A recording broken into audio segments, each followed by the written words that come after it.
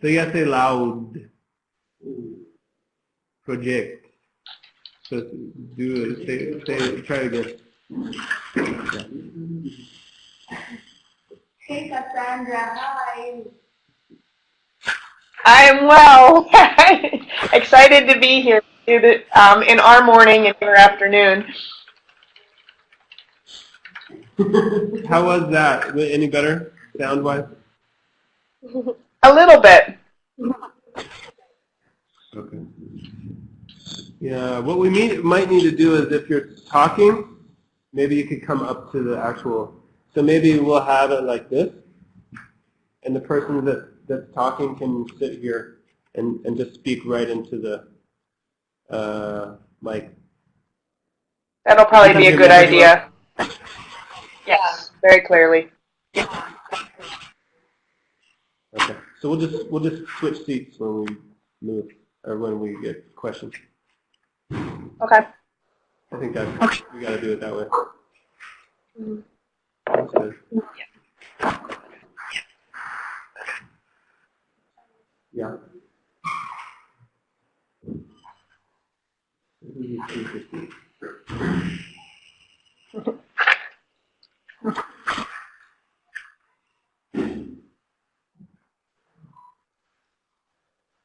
Oh, Christian's dying.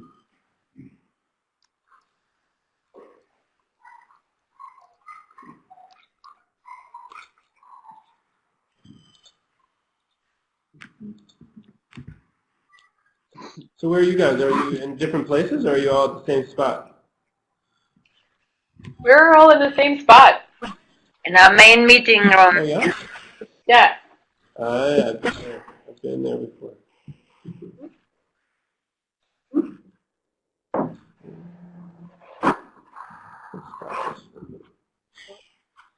Oh, last video.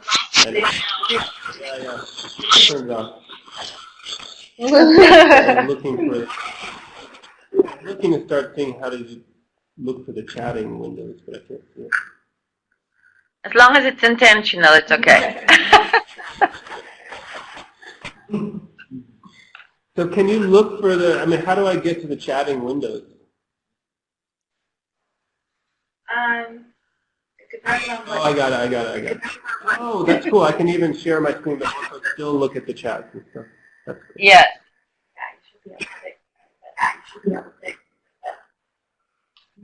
So we have 25. Still waiting for more individuals.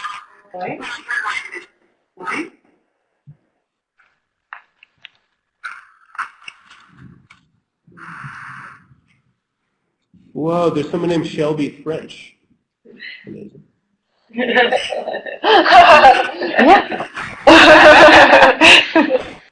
You guys are related. That I know of.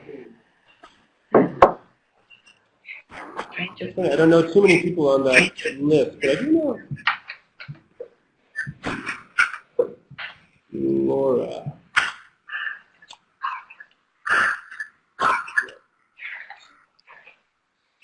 I'm going to pull up our PowerPoint in a second.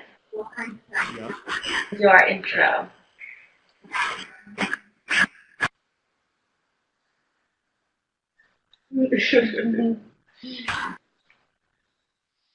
Okay. All right. Good morning, everyone. Good afternoon, everyone. We've got lots of time zones being covered here. We're good. We've got a PowerPoint top of you that everyone else can see.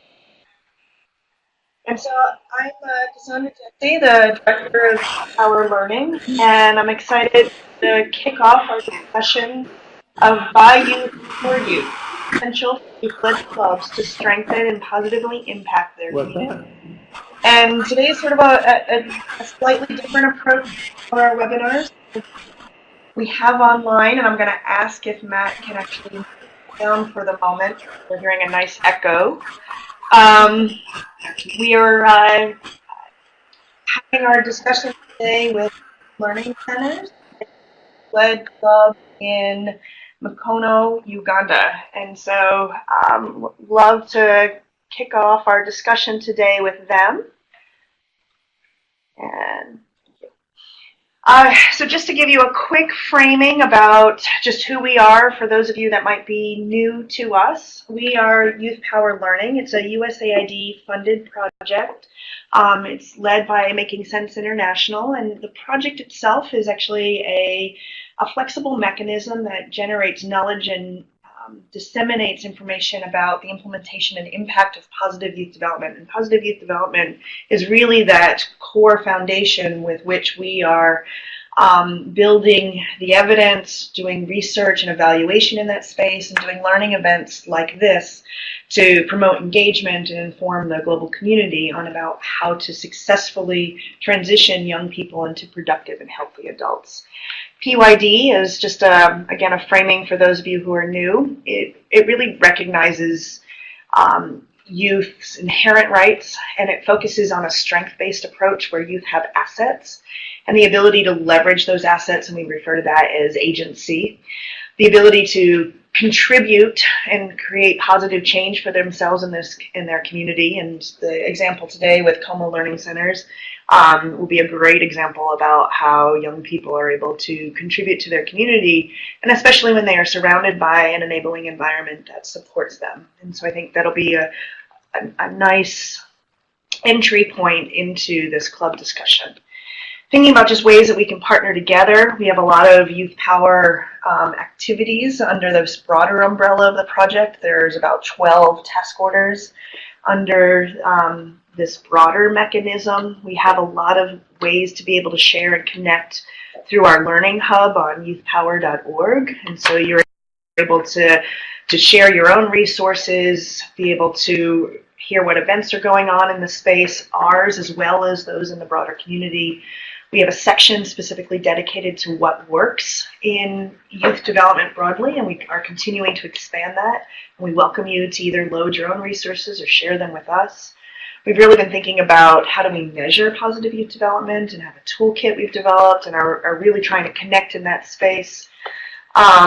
We have a learning agenda that is underway and really thinking about what are the gaps in positive youth development. And so we want to connect actually with all of you around how we can continue to advance this field, and then thinking about our communities of practice as a way and a modality for connecting. So we have 4 communities of practice. This one is today, the one that's sponsoring today is the Youth Engagement Community of Practice, and we actually have online and in the room with me here, Sarah Sladen and Mike Swikert, who are co-champions for this community of practice. And then we have 3 other communities of practice, one around youth and peace and security, another one looking at the intersection between gender and positive youth development, and the last one is around cross-sectoral skills for youth. This community of practice in particular has really been thinking about that intersection for youth engagement, so help define what youth engagement actually is, been thinking about how do we measure that, sharing resources around and creating some of the resources. So one that's pictured here is about the pitch for youth engagement. We have several other resources that have been developed in these webinars as opportunities to share, and a big part of what we're trying to do is help ensure that we're bringing youth voice into youth power activities and across the board. And this is an example today of how we're trying to do that. One of the modalities through both youth power learning as well as with and through our communities of practice are grants under contract. And so these have been small awards that we've been able to give out to a variety of organizations. They're inspired by some of the research needs and gaps that have been recognized and topics that have been identified through the communities of practice. So the first sort of bullet that's up on the screen is really thinking about how do we document and disseminate innovative work in PYD and cross-sectoral youth programming.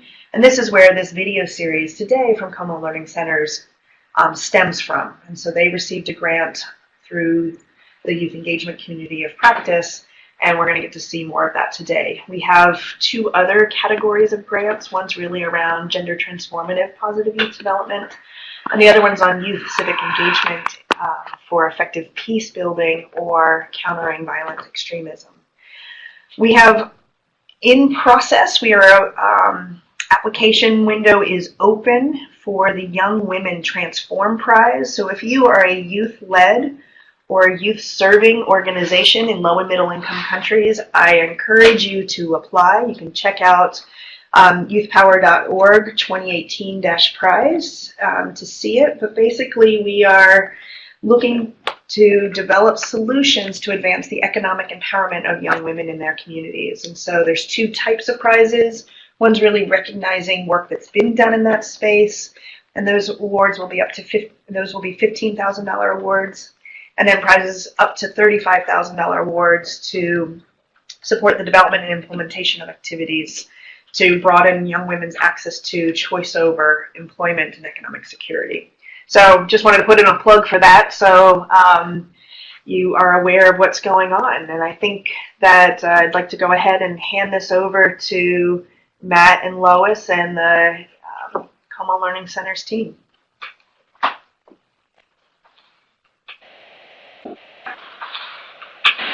Hey, thank you so much, Cassandra. I appreciate it. Thanks for the intro there. Can you guys hear me? We can hear you great. Okay, perfect. I just want to start off by saying thank you so much to YouthPower. Thanks for supporting us in this whole process, and not just financially for the video project. I mean, to actually complete the video project, but with reviewing and brainstorming and help us kind of think through the whole process. So I just, I think we all really appreciate it, and just want to thank you. It's been our pleasure, really our pleasure. So for those who don't know, I actually had the opportunity to visit Komo Learning Centres almost exactly a year ago, and these are an amazing group of young people. So I'm excited for your opportunity to get to know them a little bit and learn from them.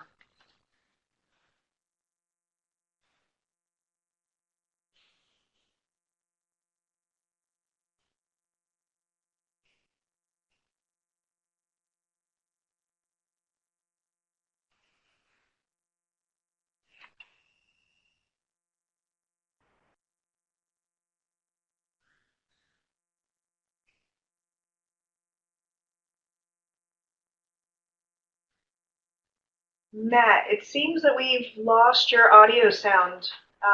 We can't actually hear you at the moment.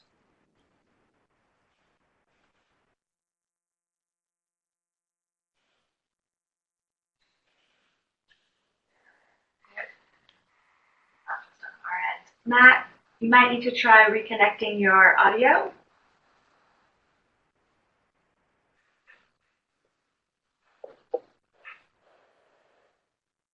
Everyone, just bear with us for a second. Oh, you're back, I think. Back? Okay, good. So I disconnected and reconnected. You can hear me? Yes. Okay, great. So I don't think, it doesn't seem like I can advance the slides, so can you guys do it? Sure. Or can I? Sure. Oh wait, I can't advance the slides. We're good. Okay. I guess we didn't do that in the pre-game, so I didn't realize. So, so I just want to give a little bit of background about how the Youth-Led Club came to be. And it starts kind of when I was working on this report, the Youth Engagement and Development Report for USAID's Office of Education. And, we're spending about a year and a half talking with people that are doing amazing work in the field, like Advocates for Youth, Justice Development, Youth Build,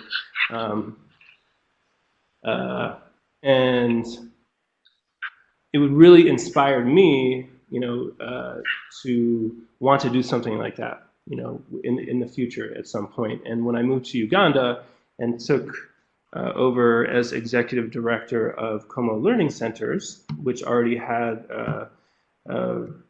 a functional youth center, I got together with the youth programs manager, Ronald Kasakwa, and a couple of the young people here that were kind of leaders in the club, and kind of put the idea to them. And I think, everyone was really on board. And it took a little time to kind of get the concept and kind of get everything started. But we've, it's a club in which the young people are really the drivers of the programming. They're really making the decisions. And, as time has progressed, we've been stepping back gradually, but they're really implementing everything. And now they're really getting into research mode and evaluation. So, we're very proud of kind of what we've done here. So just to give you a little breakdown of the numbers of the club, we have 80 registered members currently. We have a majority young women. The median age is 22.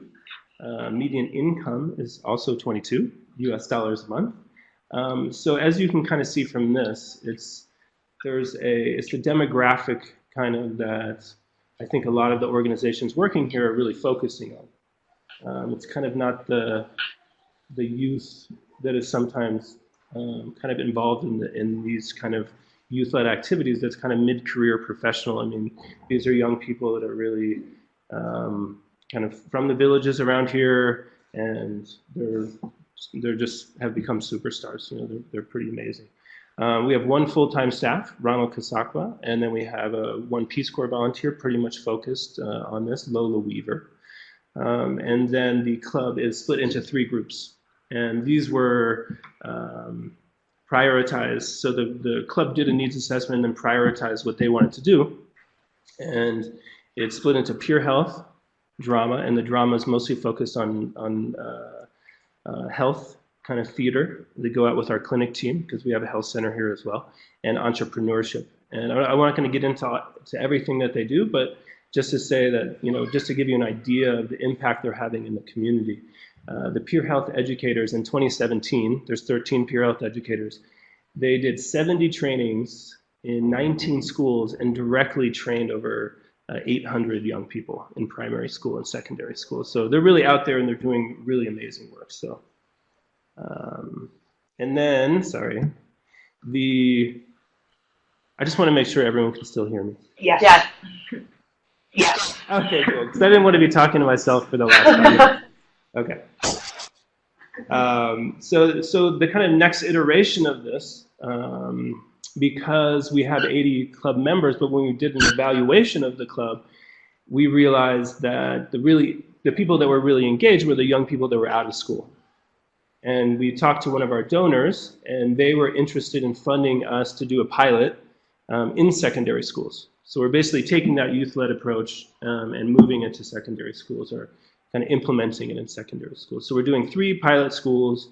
It's very similar to the youth-led club. They're community service-oriented type activities. We do a base curriculum, teaching them how to run their own club, life skills, communication. We do some gender and sexuality trainings, things like that. And then we get into, they do a needs assessment and a prioritization. So then we get more into the specific trainings depending on what they decide they want to do. So if they want to do peer health education or they want to do drama, we'll start training them in that. We also have a teacher kind of administrator angle to it also, because a lot of what we're doing is really trying to change the power dynamics in schools. I mean, that's the kind of long-term 5-year goal for a school, is to really make the teacher-student relationship much more of an equal thing, which comes along with a lot of benefits like questioning, critical thinking, reduced violence. So, and we're looking to measure the change from baseline to endline in students, teachers, and the community. And the cool thing about this club is we thought about it. And we're like, well, who's going to do all these trainings? And since these youth-led club members that you're going to be talking to today have had that experience doing it for 2 years, they're the ones that are really running these clubs in schools. We're helping organize and all that stuff, but I mean, they're the point people in the schools, which is really awesome. And I have one quick more slide, which I'm not going to talk about too much. It's kind of an explosion of color here.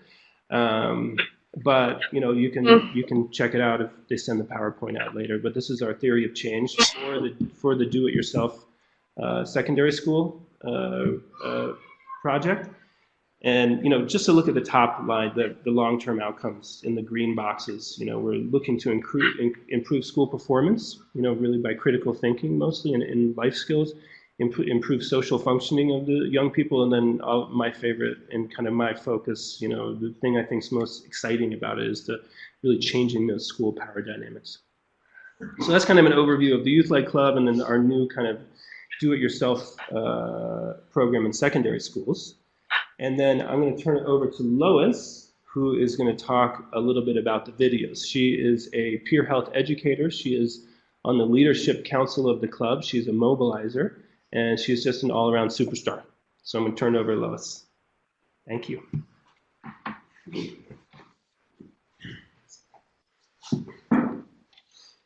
Okay, thank you very much, Mr. Matt. Do you all guys hear me?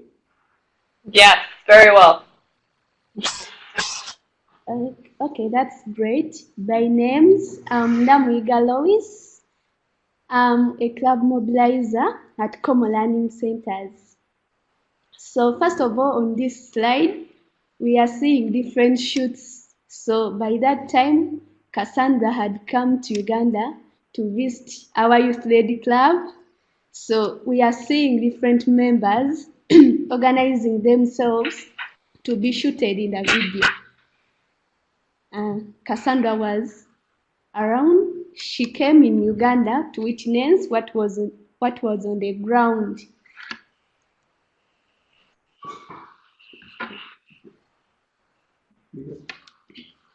So first of all, we got a video. We got a grant from YouthPower to document a video series about the challenges, the success, and lessons learned in the youth-led club. So we had to document 9 video series, but we had different topics, and these included the needs assessment, activity design, implementation, training, and gender. So when we were shooting those videos, we had specific teams. So we had those who were on the designing team, we had those ones who were on the shooting, those ones who were on interviewing team, and also those ones who were on the editing team. So as far as videos were concerned, we held 3 community workshops, and that one which we held first was we called the parents at the youth center, and the reason as to why we did it was to break the misconceptions that the parents had about the youth-led club, and also to create awareness also. Then we had the workshop with the local government and CBOs, and this was meant to teach them such that they could borrow a leaf from what we are doing. Then we had a big workshop, a national big workshop, and it was organized by Restless Development Uganda.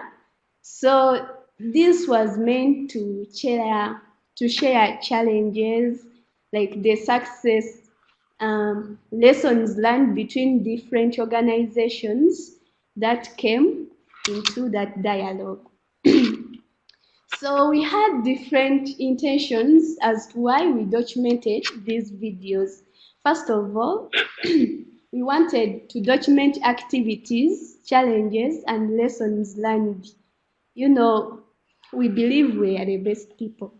So we had to document different things which we do, such that people could borrow a leaf from what we are doing, because we participate in each and every process, because it's we who design activities, who implement them. So we thought it wise, it would be better we document each and every step we do. Second reason as to why we did it was to provide inspiration and instruction for the implementers. You know, there are certain members who would wish to start up youth-led club initiatives, but when they don't have, they miss a lot of information. So we thought that we could inspire them and give them the way how to go forward, how to do each and every step, how to do each and everything step by step. So we had different things that made our videos to be a success. First of all, skills and experience. Before we got the grant from YouthPower Learning, we are having different trainings about leadership training, about self-efficacy, self-awareness. So when this video came into our hands, we are so confident to speak without any fear because we were participating in different things to gain confidence. Also, participation in all activities, like as I said a long time ago, it's we who were participating in all activities, since from the designing, implementing, editing, shooting, every step, it's we who were participating in it. So it made it a success because each one of us was eager to do it too. His or her level best because she has been participating in each and everything. Also, another factor was the self-space. You know, we had a space that we could express our views without fear. So each member was able to express himself or herself without any fear that what will the people say. So I think every person brought the right information which was required in the video. Also, the impact. We knew that these videos were to be watched for the global basis, not only for the local consumption. So this made us to have the zeal to do it to our level base such that we could create a big impact to many youths and people across the world. But as far as today is concerned, we are going to have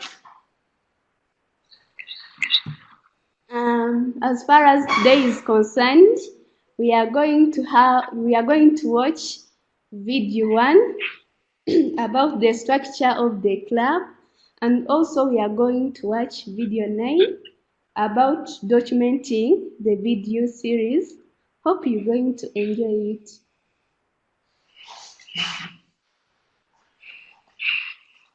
Thanks, guys. Thanks, Louis. Yeah, so we're ready for the videos.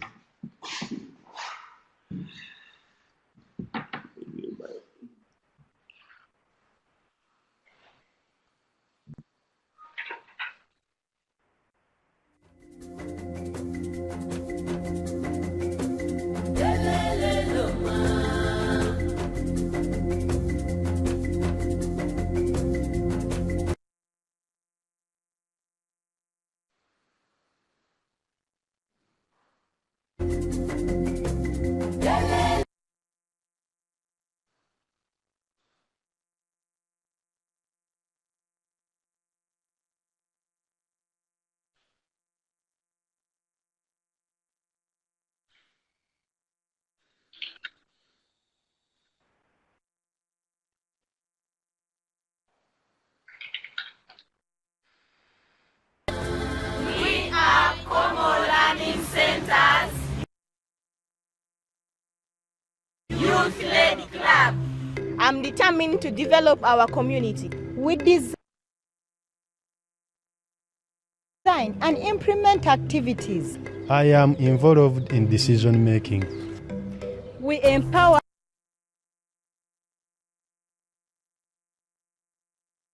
others. We work as a team. I control my destiny.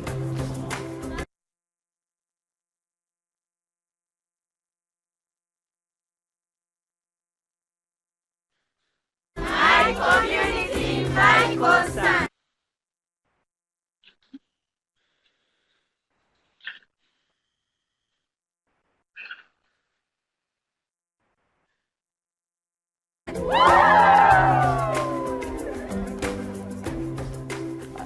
Greetings from Uganda.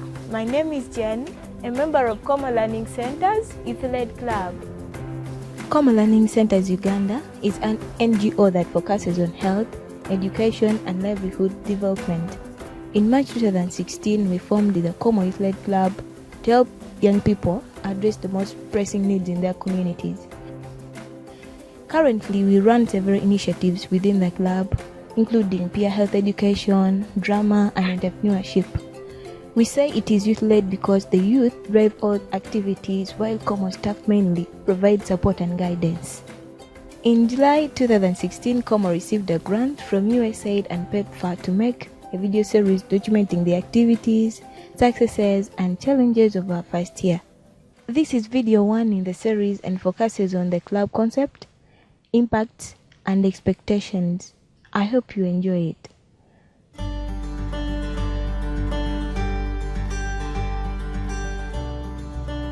A youth-led club is a club where the youth are given the chance to make decisions, design activities, implement these activities and do evaluation, as opposed to having a person sit in an office to plan and make decisions for the youth without knowing the challenges they go through and their needs. The youth-led club is seen as a vehicle where young people will be totally empowered to be able to make decisions that affect their lives. This is really a youth-adult partnership. It's a youth-led club that is adult-facilitated.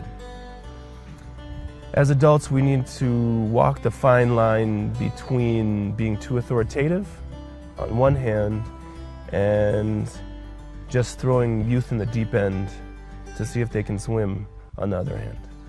Komo Learning Center, they are like our parents. We can't say that they are so more about the youth, and we can't say that the youth, they are more than the Komo Learning Centers. We are 50-50. We are working together. The impact of the club onto the community is quite enormous. First of all, young people have been able to give back their communities in form of service projects. We have programs where young people organize themselves and do provide services that are benefiting their community where they come from. The youth-led club has helped the youth in a way that they have acquired skills and knowledge through the trainings and workshops that they were given, and the youth have in turn used these skills to start up businesses, and some of them are even employing their fellow youth in their communities.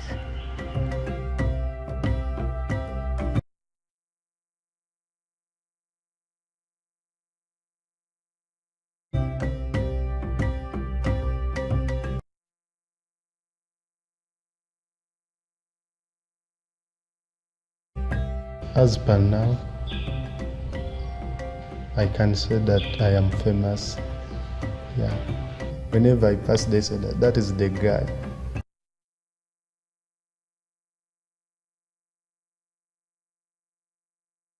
Who presents drama day at Komo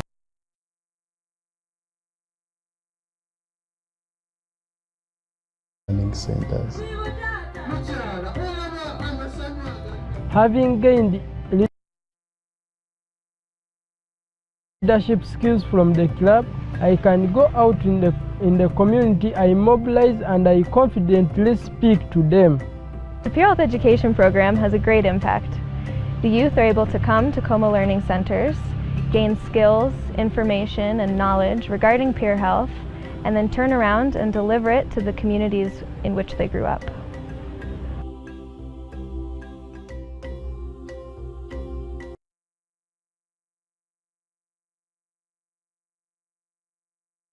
I expected that if I joined that club,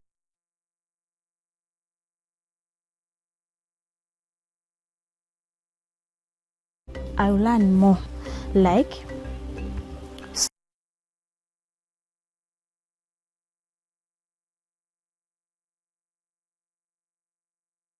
self-esteem, because some of us do not believe. Okay, Matt, we just finished watching on our end.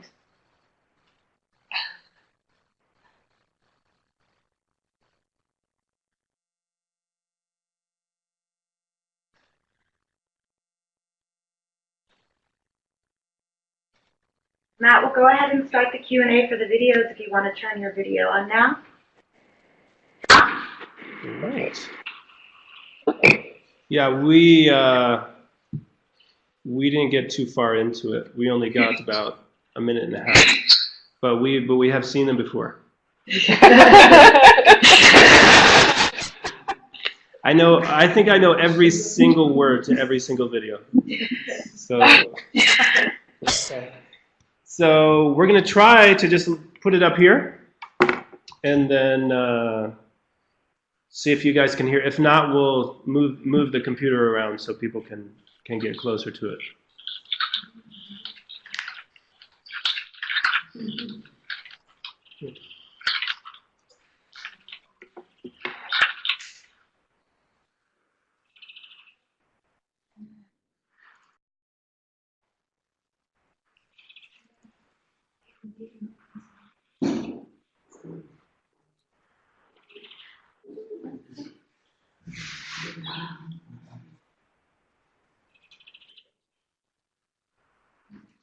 So we are ready whenever, if anybody has any questions. Thanks, Matt. We're going to be collecting questions in the chat box from participants. So far, like a lot of great feedback. One question from Jane Otai: how does this lead to performance in school, responsibility at home, or a good time together as youth? So how does the video impact those two things, school, responsibility at home, or connecting together as young people? So how does the club lead to better performance in school, better interactions at home, responsibility at home, or responsibility at home, or having fun with your friends?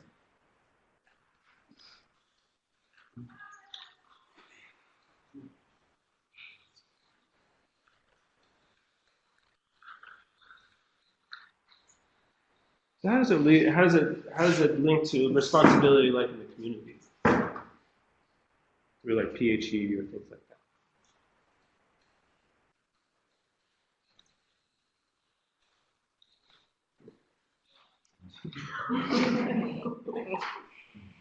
We're easing in. No problem. So what is your experience in PHE?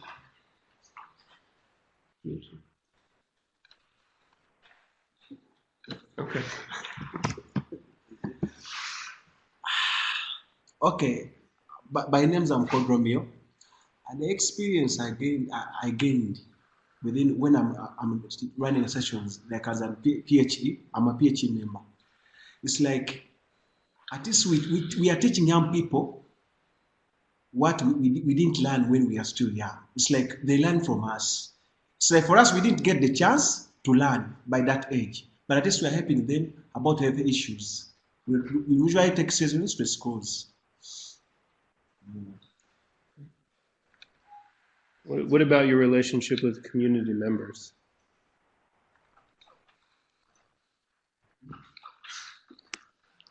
Like in community members, as a PHE members, I'm Kevin. We normally share with them like in health issues, more especially sexual reproductive health. We gather them and have some kind of session with them, and you give them some topics which are suitable for that area, more especially sexual reproductive health. For example, those topics are puberty, HIV, and STDs. Those topics, they are more effective in our community. Many people or many community members suffer those diseases without knowing the cure. What causes them. As we peer health educators, we come on a board and teach them how to prevent them, how to overcome such diseases. And has it changed your relationship with, I mean, how do community members look at you now? Yeah, I'm Bruno. Like, I'm a peer health educator in my community. It's like I'm a youth and I do reach to my fellow youth. It's like I know the problems that my fellow youths are facing. Like, for example, a youth may face a problem, maybe is raped by somebody, but cannot approach his parent to tell him or her that I'm raped. But if me being a peer health educator in my community, he looks at me as an advantage to him or her, because maybe I can go to the parents where he's not, where he cannot approach, then I can hope to approach the parent, and the problem may be solved in that way. Yeah, for me, it has helped me because it has made me an opportunity to my fellow youth in my community, in a way that in case my fellow youth has a problem, they feel free to confront me and then tell me their problems, and after I help them find ways of overcoming those problems. Yeah. Anything about your family? How has it been with your family, or how is it with interacting with other club members? Fun? Do you do anything fun?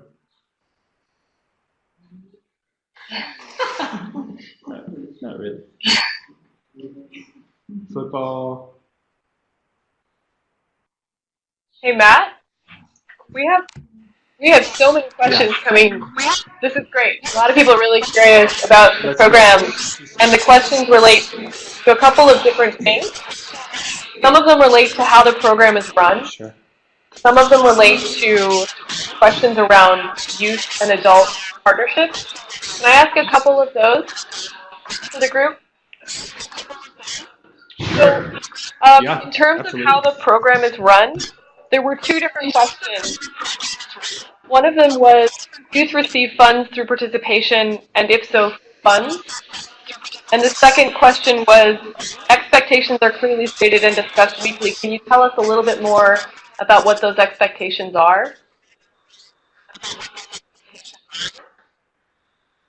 Sure. Did you say receive funds? I think there was reference to a stipend in the video, and somebody had a question about that. Right. Okay. Yep. Okay, I'm going to give you over to Ronald here. Oh, I'll let him just sit right here. So about like what we give stipends for youth, for club members. Yeah, basically we give stipend, like we give out transport refund, then we give some monthly stipend for YAC guys. So what's the YAC? The stipend for Youth Advisory Council, that is monthly stipend. We also give stipend for youth educators every after session. And then, actually we call it motivational allowance for youth educators. And then the drama participants, we also give them motivational allowance for every session they conduct in the community. So it's almost the same kind of payment we do give, regardless of what area you are fitted to. Whether you are in drama or PHE, we have equal kind of payment.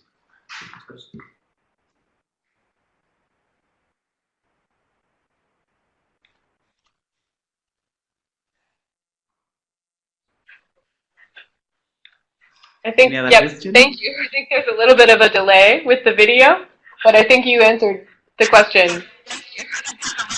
Can we ask another question that's about adult-youth relationship? There was a lot of discussion around the role that adults play versus the role that youth play in the management of clubs. And so there was some questions around how you have, as a center, engage other adults in the community, like teachers, professors, community leaders, and related to that, how the program has changed the relationship between adults and youth in the community. Can you talk a little bit about that?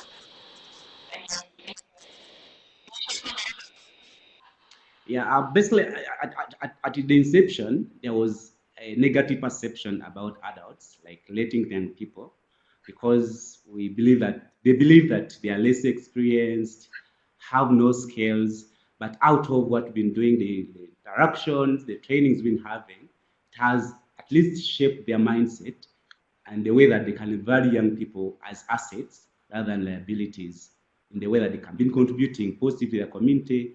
I can give you an example, like we had a community service initiative that we conducted last year, and it shaped actually the mindset of those local leaders where they are perceiving young people, taking on the mantle, come up with an initiative that really trying to respond to the needs of their community. So it has been trying to create a kind of balanced relationship between adults and young people by the way of perceiving them as change agents rather than being looking at them as more problematic in nature.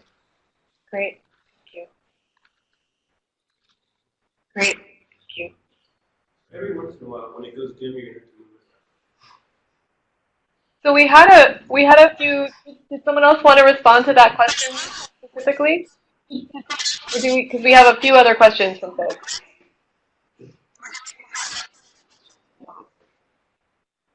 Yes, my name is David, and I would like to also to say something about the concept of youth-adult partnerships in Uganda.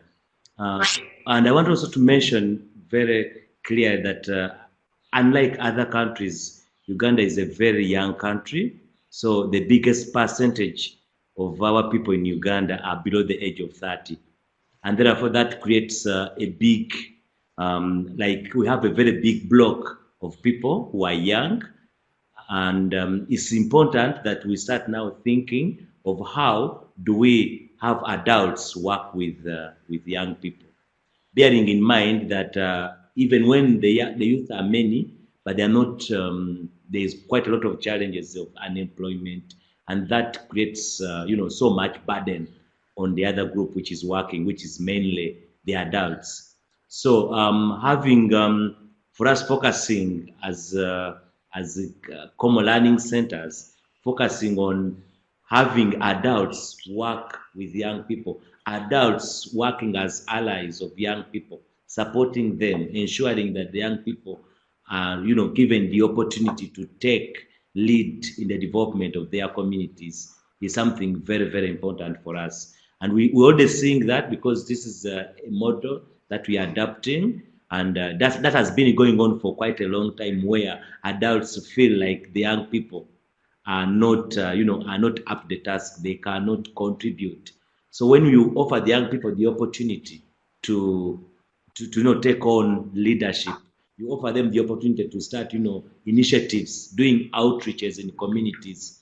That is something that I think is well received, because adults are now seeing young people as as change agents in their communities. Young people are doing quite a lot.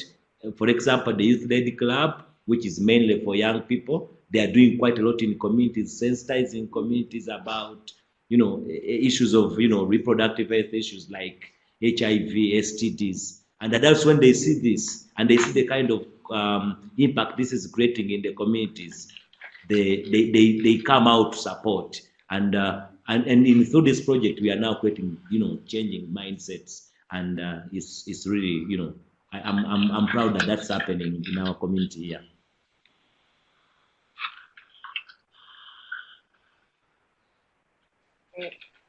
So what we're hearing is that in addition to empowering young people around specific challenges in the community, you're also changing attitudes among adults about young people and what they can achieve. Is that what you're saying?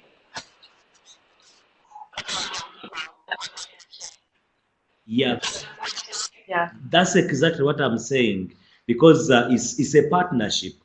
Since it's a partnership, you cannot only focus on young people. If you do, and then the adults feel like they're isolated, then you're not moving in the direction that you want. So we are looking at both in terms of, whereas we are empowering work with the young people, but we also have to bring in the adults to start seeing how they change also their mindset and start looking at young people as, as change agents, as those who can create change. So we want to change the mindset of the adults as well as young people are also taking on leadership and showing their potential to involve community. There were a few questions about impact and sustainability of the program. And some of those questions related specifically to the work you're doing on health issues in the community. And one of the participants asked if you have seen an improved awareness and approach to sexual and reproductive health among young people who participate in the program. And related to that, how do you talk about these sensitive issues? Some of you speak to how you've approached those conversations and the kind of impact that that's had.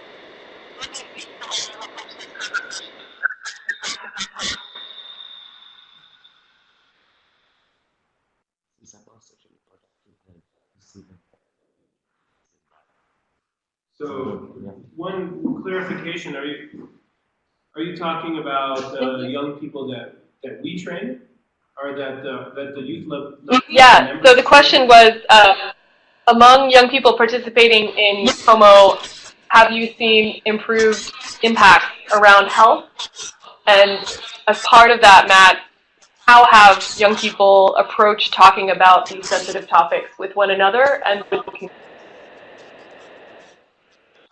Those are two questions from participants. Those are two questions from participants.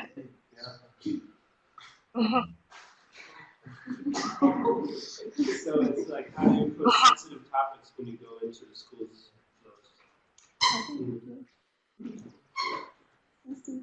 Like when you go into schools, and also when you talk to your when you do the peer health.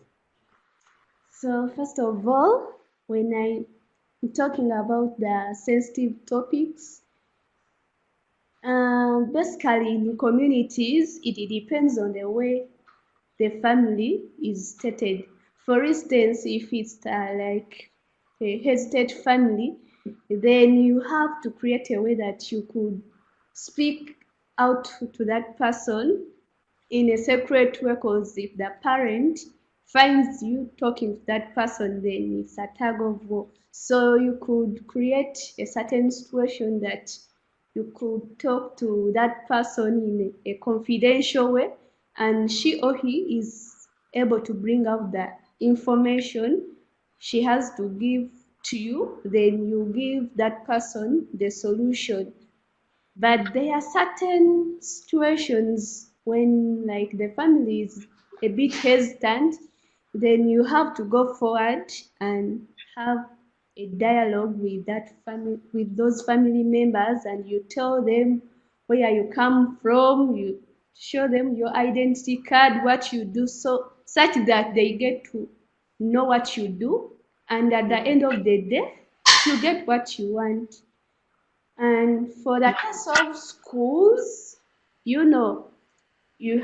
just have to follow the protocol. So there are certain sessions which are so sensitive, which we don't usually tackle.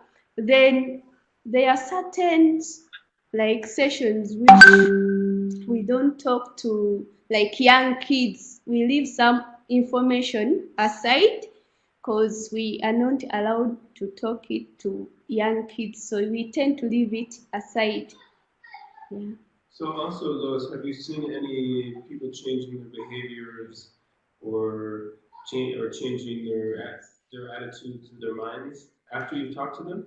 Yeah, I've seen a number of people changing their behaviors because, they believe that you are worthy to do it. So there are certain situations where we used to see people who were doing wrong deeds in a society.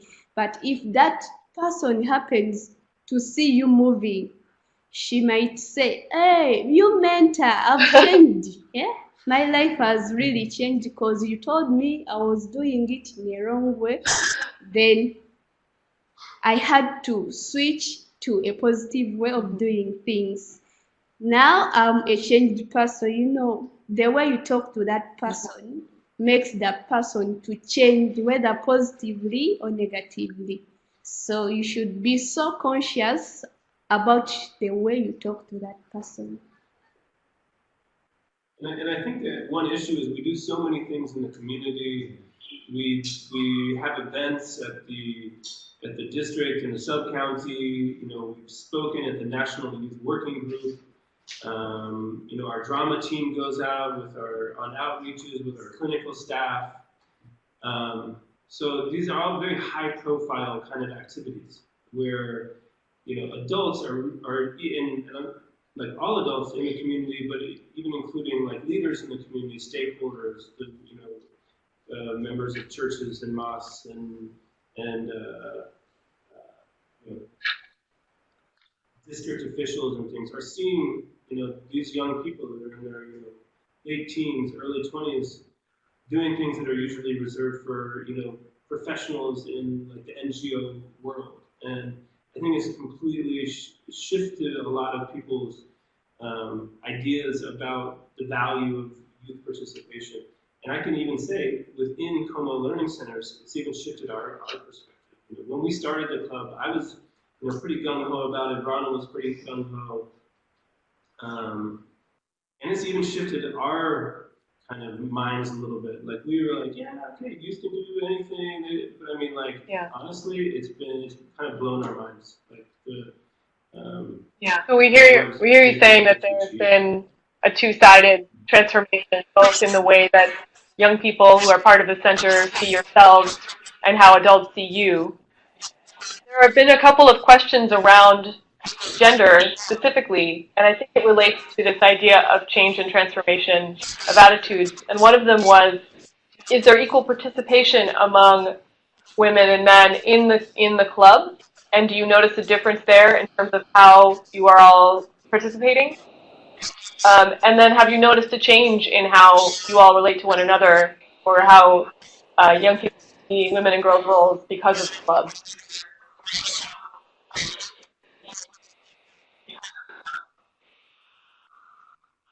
great question. So anyone want to talk about kind of gender in the club and how it's a dynamic relationship?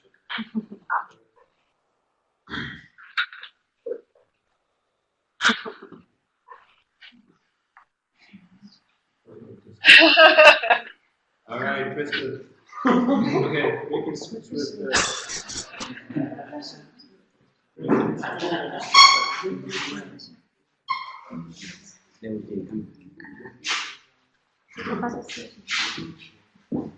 Okay, I'm Frisco. I'm a member of Komo Learning Centres. And about that question, equal participation in the club, our club has both boys and girls, but the biggest percentage is of girls. And I don't know why boys are not so much committed to this club, but I think, yeah, we can entice them and they come and join us. But yeah, those who are around participate. So, Frisco, let me ask you one quick question. So you talked about how many young men and young women are in the club, but what about their actual decision-making power in the club? And you know, like how do they? Is there some kind of imbalance there? Yeah, there is a balance in decision making, because we first discuss about something, then we come to an agreement after hearing from both sides. So when we come to an agreement, then we take a decision. It doesn't matter if it's women or men. Yeah, it doesn't matter. Is it men or women? Yeah. Do you want to talk about does anybody want to talk about any kind of workshops or sessions that we've done? Maybe Raising Voices was.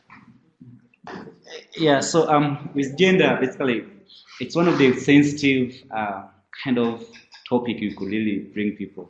I mean, like, take people to really decide. Because I remember we had a session on gender norms and roles. You could see a lot of struggle. Like, boys couldn't believe that we could have equal roles. I mean, like, in terms of participation, in terms of decision-making process.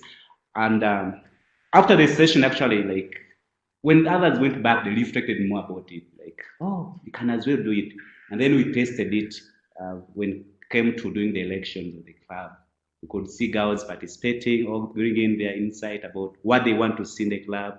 When it comes to like distribution of responsibilities, you could see at least boys also letting girls to take on the responsibility.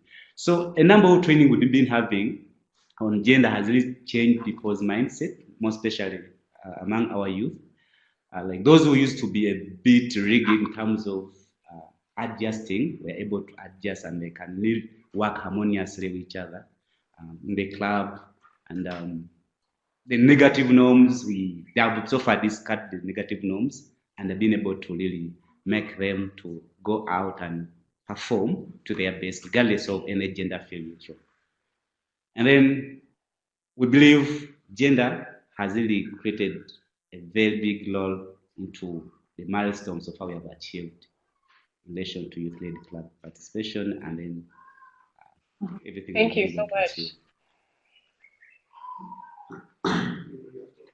Thank you so much. And also, just to let you know, video number Got it. 7. Okay, video number 7 is focused on gender. gender. That's great. We've shared the link to those videos, so for those participating, you can watch all of them. We have time for one more question, I think, and it relates to how you measure the impact of the program. And I think there's a lot of questions here that kind of overlap, really about how you track and measure impact over time. And when you think about sustainability and the possibility of replicating a Komo Learning Center somewhere else, can you share a little bit about how you are monitoring and evaluating the impact of the program?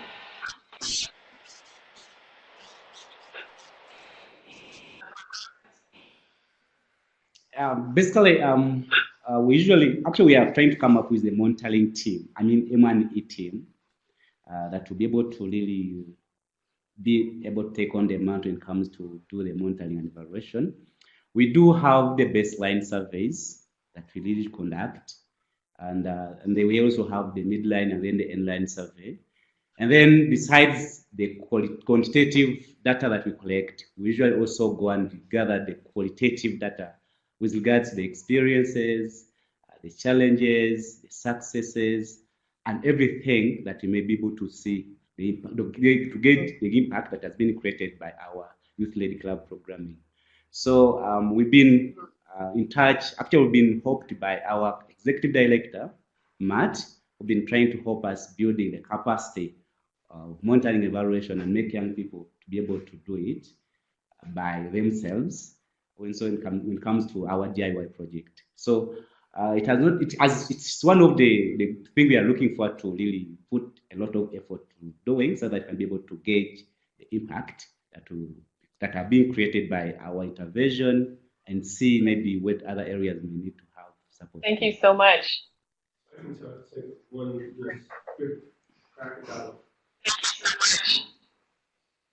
So I could say one more thing about it. So we did do an evaluation of the youth-led club, and we did borrow from the Positive Youth Development Toolkit. We use a lot of indicators from that, looking at the enabling environment, looking at the different domains, the different skills that the young people were learning, and kind of looking at where they felt they came in the beginning and kind of where they were after a year. Not the most rigorous one we've ever done, but we're starting our DIY pilot now, and we're putting a lot of focus on the M&E. So you can kind of take a look at our theory of change there. And we are borrowing heavily from the Positive Youth Development Toolkit in this as well, because those are really the skills that we're hoping, no matter if the young people decide to do peer health education or start a drama club or entrepreneurship, it doesn't really matter. Like, we are really looking to build those transferable skills, like communication skills, the self-efficacy, those kind of things. So yeah, we're starting now with some formative research that we're doing around the schools, around the school environment, violence at the schools, the power dynamics, kind of getting to know the schools. But we are doing a pretty formalized quantitative baseline and then we'll, at the end of the year we'll do the online and kind of compare results and do some qualitative kind of most significant change kind of approach. Thank you. And did we hear you say that that young people in the Komo Learning Center are also engaged in collecting evidence and learning about Gemini?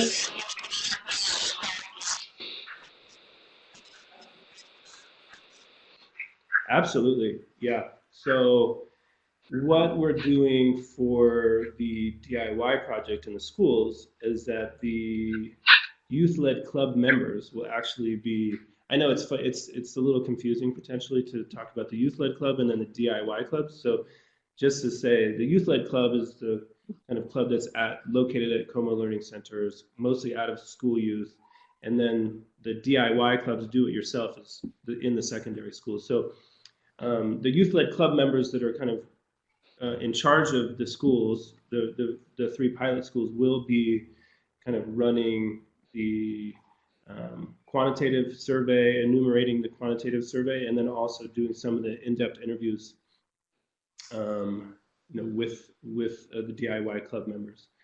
And what we're trying to do is the young people that are the youth-led club members that are running that particular school won't do any of the evaluation there.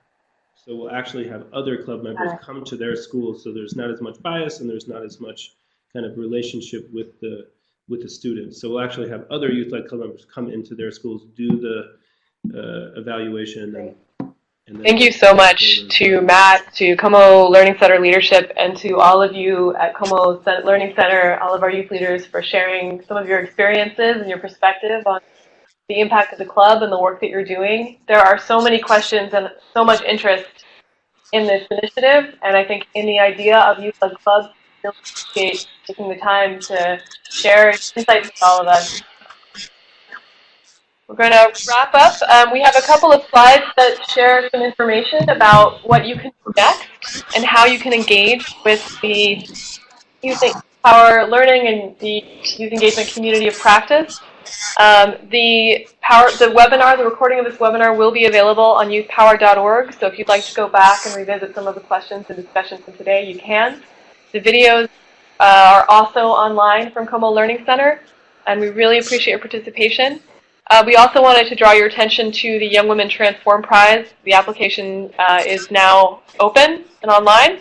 And then, of course, you can register on the Learning Hub and share your own reports, studies, and resources. Write a blog, announce a positive development learning event. If you have resources to share, welcome them. Please feel free to pass them on. Again, the websites are youthpower.org. And there's a number of resources related to today's webinar from Komo Learning Center, Peace Corps Youth Club Toolkit, and Save the Children's Youth Participation Best Practice Toolkit as well. Thank you again, everybody, Uganda and Grenada and around the world, for joining us today. Hey guys, thank you so much. It was really great. Thanks for organizing this, and also thanks for supporting us in the video project as well. Thank you so much to everyone who's joined us today, and particularly to Komo Learning Centers for your dedication, commitment to your community, the work that you're doing.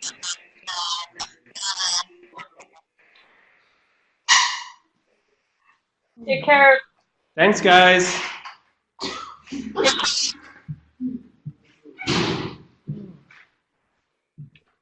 Hey.